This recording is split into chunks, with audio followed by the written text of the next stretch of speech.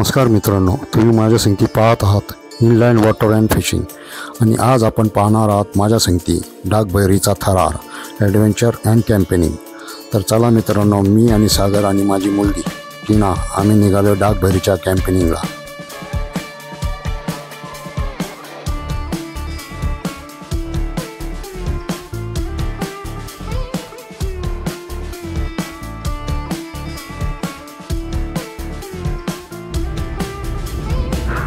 दोन अडीच तास प्रवास केल्यानंतर आम्ही पोहोचलो कोंडेश्वर मंदिराच्या शेजारी असलेल्या पार्किंगमध्ये।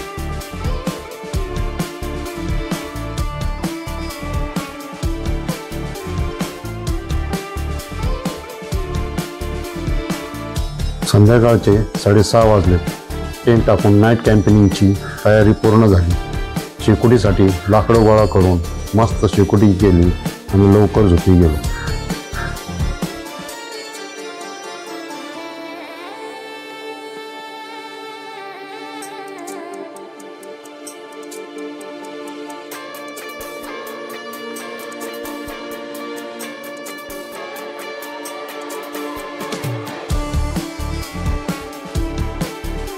सकाळी लवकर उठून ब्रेड ऑमलेटचा नाश्ता तयार करून नाश्ता वगैरे केला। बाकीची सगळी तयारी पूर्ण केल्यानंतर मला 2 तास पायी चालत लवकर डागखाड्याकडे पोहोचायचं होतं, कारण कडक ऊन पडायच्या अगोदर आम्हाला परत रिटर्न परतायचं पण होतं।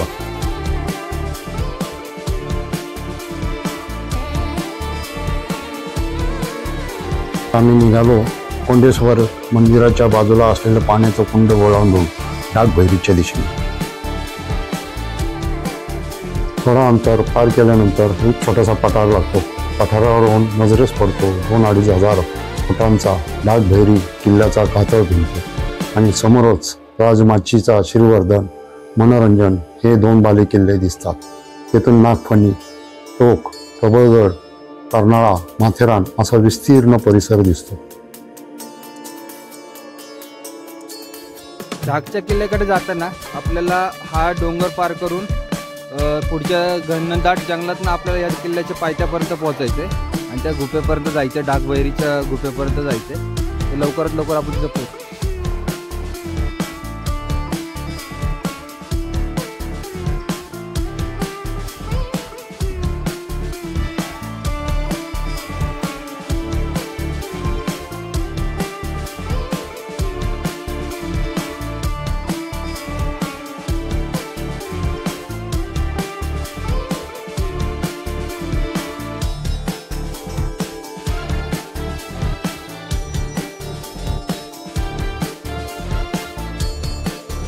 मित्रांनो, डाग किल्ला दक्षिण उत्तर पसरलेला अजस्त्र डोंगर आहे।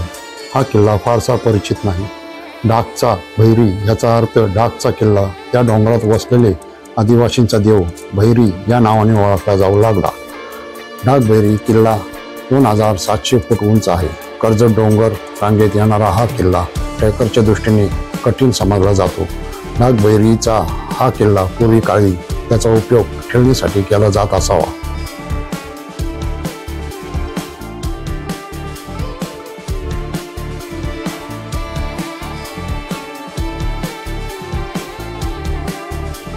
सुलका आणि डाग किल्ल्याच्या मधल्या घळेपर्यंत पोहोचून थोडंसं चढभाग लागला आणि आपल्याबरोबर आलेली ती नाही पूर्णपणे दमली। चढशील का इथनं पुढं? हां, चला बघू। चढते बोलते इथनं पुढं चालत राहते। कमॉन, पूर्ण करते बोलली ती आपला ट्रॅक आजचा। चला पुढं भेटूया आपण।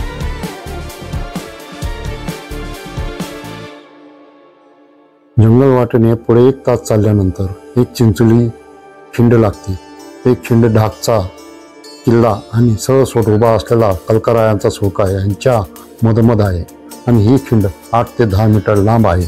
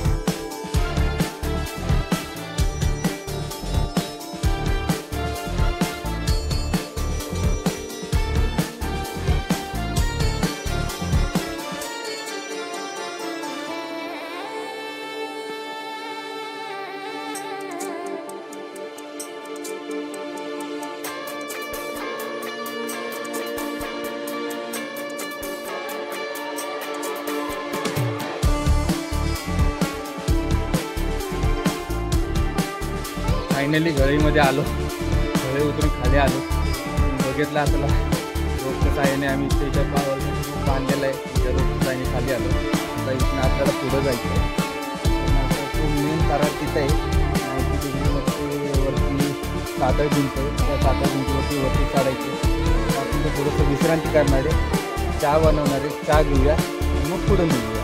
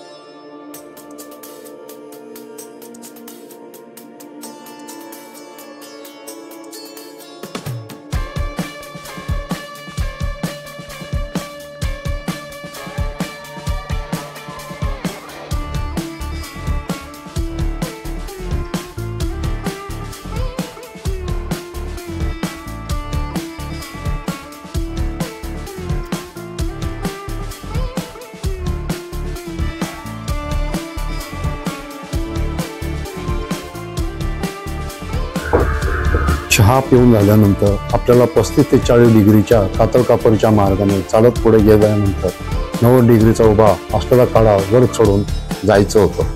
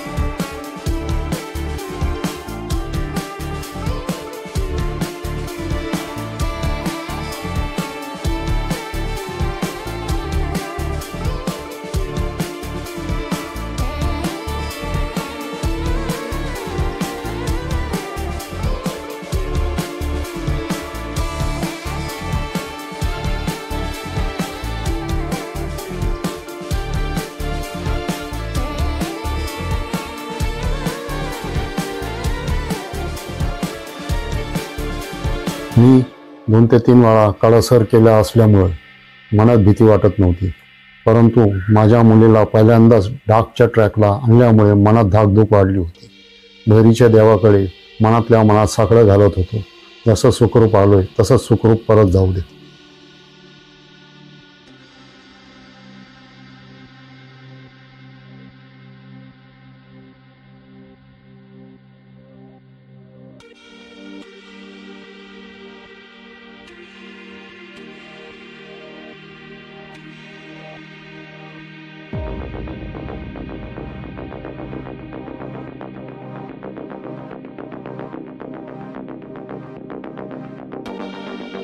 इथं येणाऱ्या प्रत्येक ट्रॅकर्सला सुचवायचं आहे, कडा चढत असताना दोरखंडाचा वापर करावा. तो कडा पार करताना खूप अवघड आहे.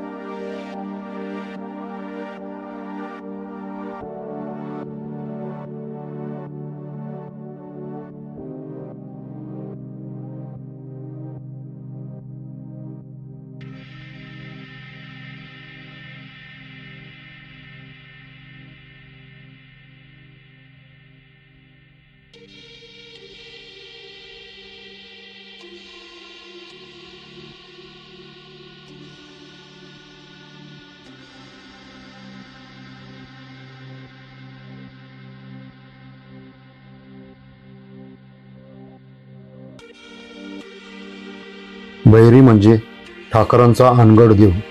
तो रागीट असून त्याला त्या गुह्यातील स्त्री आलेली चालत नाही असे मानले जाते.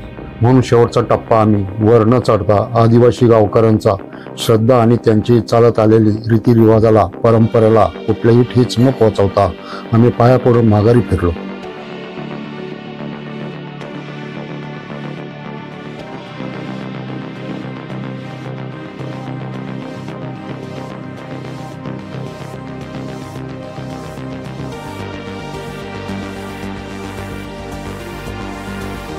इथनं आपलं एकट्याचा प्रवास सुरू, कारण की दोघं जण इथनं आता खाली गेलेत. इथनं थोडंसं अवघड जागा आहे वर चढण्यासाठी आणि लाकडं लावलं त्याच्यावरनं चढत वर जायचं आहे. इथनं आता आपण वर जाऊया. तुम्हाला दाखवतो वरती गुफेमध्ये कशा प्रकारे मंदिर कशा प्रकारे आहे ते तुम्हाला वर गेलो दाखवतो.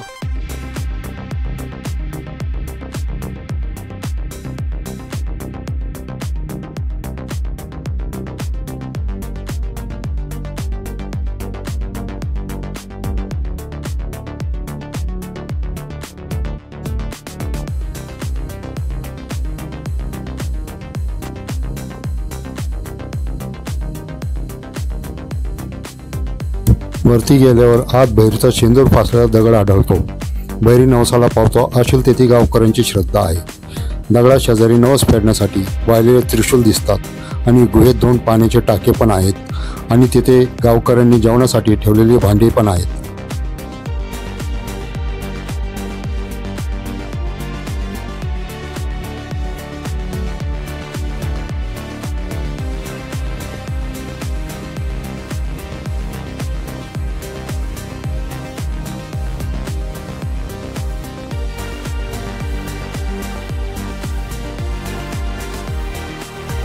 मित्रांनो, छत्रपती शिवाजी महाराजांच्या पदस्पर्शाने पावन झालेला हा डागभैरीचा किल्ला आणि कोंडेश्वर मंदिर पाहायचे असेल तर पावसाळ्याच्या मध्यंतरी आणि हिवाळ्यात पाण्यास यावे. याचे कारण असे की निसर्गाने भरभरून नटलेला परिसर आणि किल्ला पाण्यासारखा असतो. तिन्ही ऋतूमध्ये निसर्ग आपले वेगवेगळ्या प्रकारे रूप धारण करतो. जणू काय त्याला सांगायचं असतं की माझ्या सानिध्यात परत परत येण्यासाठी तो आपल्याला खुणावत असतो.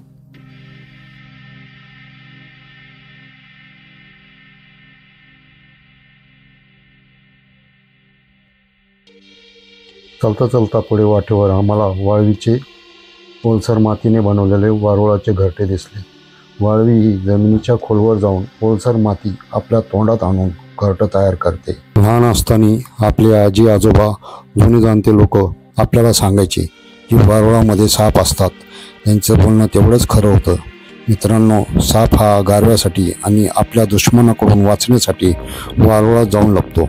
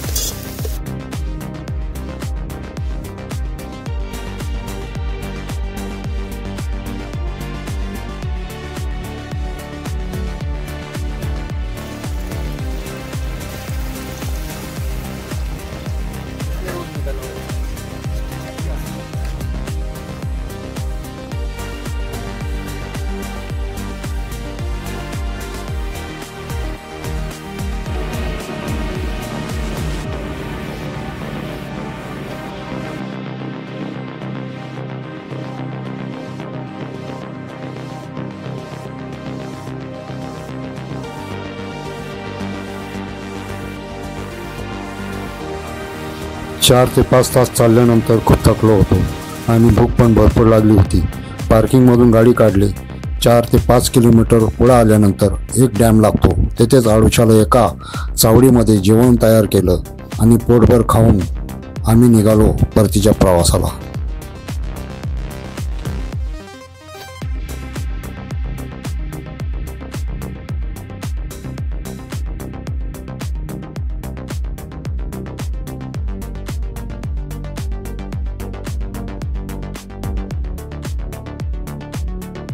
मित्रांनो, तुम्हाला माझा व्हिडिओ आवडला असेल तर लाईक, शेअर आणि सबस्क्राईब करायला विसरू नका.